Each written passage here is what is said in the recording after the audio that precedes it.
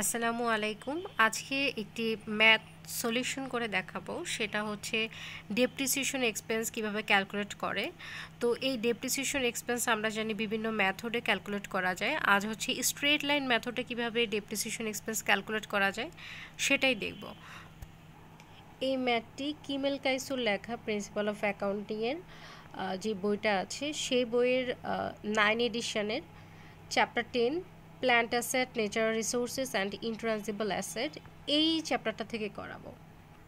এই এক্সারসাইজটা আমি ডুয়েট থেকে করাচ্ছি। তো এটার এই ম্যাটারের ইনস্ট্রাকশন যদি দেখেন, এখানে বলছে যে আমাকে ডেপ্রিসিয়েশন এক্সপেন্স ক্যালকুলেট করতে, ডেপ্রিসিয়েশন স্ক্যাজুয়ালটা তৈরি করতে, এবং এখানে তিনটা মেথড দেওয়া আছে: straight line, unit of activity, declining balance using double the straight line rate. আচ্ছা, তো এখানে হচ্ছে আমি আজকে প্রথম দেখাচ্ছি স্ট্রেট লাইন মেথডে কীভাবে ডেপ্রিসিয়েশন এক্সপেন্স ক্যালকুলেট করে।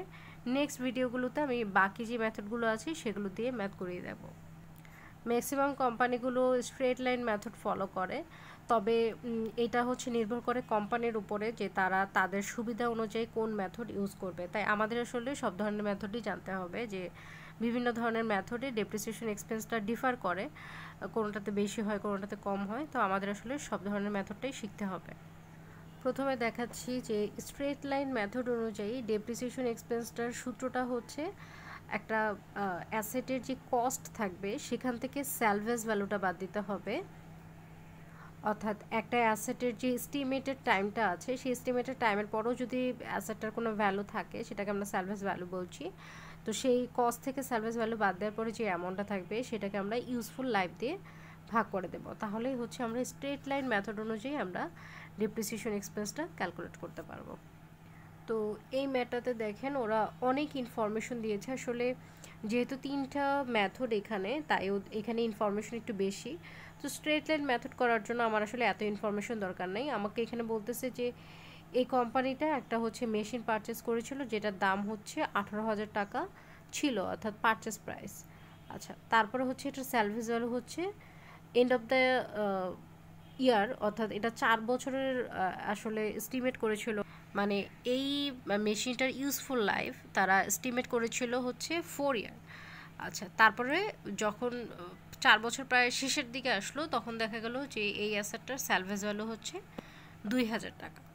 তো এখন হচ্ছে এইটুকু ইনফরমেশন দিয়ে হচ্ছে আমরা স্ট্রেট লাইন মেথডটা ক্যালকুলেট করতে পারবো। তো ওরা এখানে একটা স্ক্যাজুয়াল তৈরি করে নিয়েছে।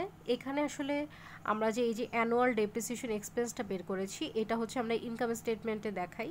ইনকাম স্টেটমেন্টে ডেপ্রিসিয়েশন এক্সপেন্স হিসেবে এই অ্যামাউন্টগুলো যায়।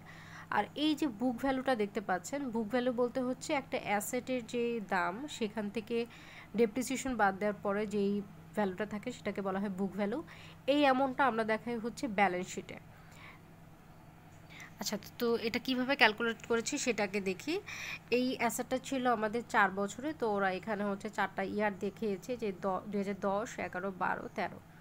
এরপরে ওরা দেখাচ্ছে হচ্ছে ডেপ্রিসিয়েবল কস্ট। ডেপ্রিসিয়েবল কস্ট বলতে হচ্ছে এখানে হচ্ছে টোটাল ডেপ্রিসিয়েশন, ওদের 4 বছরের কস্টটা এখানে দেখানো হয়েছে। তো এটা ওরা কিভাবে বের করেছে, এটা হচ্ছে ওদের যেই পারচেস প্রাইসটা ছিল, মেশিনের যে পারচেস প্রাইসটা ছিল 18,000 টাকা, এই যে 18,000 টাকা এখান থেকে ওরা বাদ দিয়েছে হচ্ছে এই মেশিনের যে স্যালভেজ ভ্যালু ছিল 2,000 টাকা, অর্থাৎ 4 বছরের শেষে যে অ্যামাউন্টটা বেঁচে গিয়েছিল 2,000 টাকা।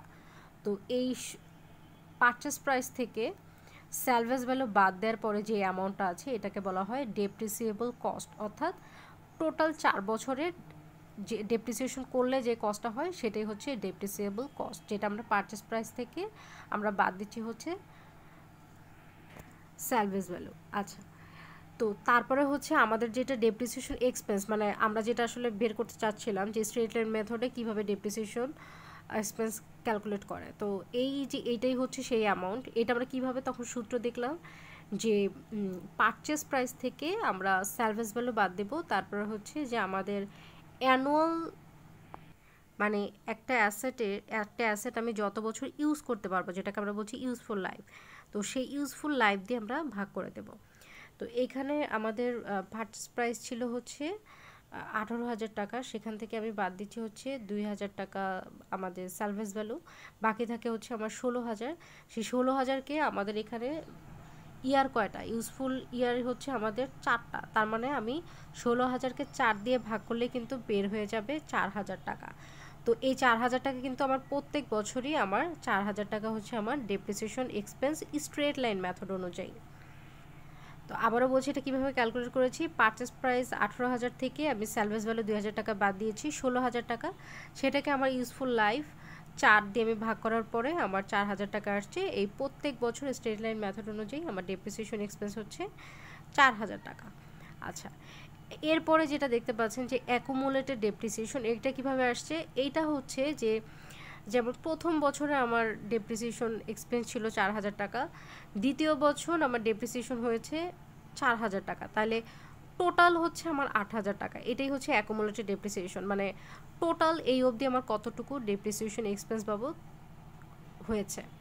আচ্ছা, আবার যখন হচ্ছে আমার তৃতীয় বছর, তখন আমার ডেপ্রিসিয়েশন এক্সপেন্স হচ্ছে 4,000 টাকা, তাহলে টোটাল আগে ছিল 8 আর এখন নতুন করে 4, তাহলে টোটাল হচ্ছে 12,000 টাকা।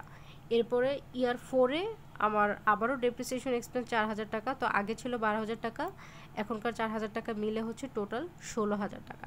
তাহলে অ্যাকুমুলেটেড ডেপ্রিসিয়েশন দিয়ে আমরা বোঝাই যে প্রিভিয়াস এই মানে বর্তমান ইয়ার এবং প্রিভিয়াস ইয়ারের যে ডেপ্রিসিয়েশন এক্সপেন্স সেটা যোগ করলে যেটা আসে সেটাকে বলা হয় অ্যাকুমুলেটেড ডেপ্রিসিয়েশন। আচ্ছা, এরপর বলছি বুক ভ্যালু, যেটা হচ্ছে আমরা ব্যালেন্স শিটে দেখাই। তো এটা আমরা কীভাবে বের করি, যে আমার যে পারচেস প্রাইস থাকে সেখান থেকে হচ্ছে আমি অ্যাকুমুলেটেড ডেপ্রিসিয়েশন এক্সপেন্সটা বাদ দিয়ে দিই। তাহলে আমার হচ্ছে এটা এই পাশে ক্যালকুলেট করে দেখিয়েছে। আমার পারচেস প্রাইস ছিল 18,000 টাকা আর আমার প্রথম বছর অ্যাকুমুলেটেড ডেপ্রিসিয়েশন হচ্ছে 4,000 টাকা। তাহলে 18 থেকে 4 বাদ দিলে থাকে হচ্ছে 14,000 টাকা। তো প্রথম বছর আমি এরকম দেখাবো যে আমার বুক ভ্যালু হচ্ছে 14,000 টাকা, এটা ব্যালেন্স শিটে দেখাবো। দ্বিতীয় বছর সেমভাবে আমার পারচেস প্রাইস 18,000, সেখান থেকে বুক ভ্যালু ক্যালকুলেট করার নিয়ম হচ্ছে ওই 18,000 টাকা থেকে দ্বিতীয় বছরের অ্যাকুমুলেটেড ডেপ্রিসিয়েশন 8,000 টাকা বাদ দেবো, তাহলে বুক ভ্যালু বের হয়ে যাবে 10,000 টাকা। তৃতীয় বছর আমার পারচেস প্রাইস হচ্ছে 18,000, সেখান থেকে আমি অ্যাকুমুলেটেড ডেপ্রিসিয়েশন বাদ দিলাম 12,000, তাহলে থাকে হচ্ছে 6,000 টাকা আমার বুক ভ্যালু, অর্থাৎ এটা আমি ব্যালেন্স শিটে দেখাবো তৃতীয় বছর।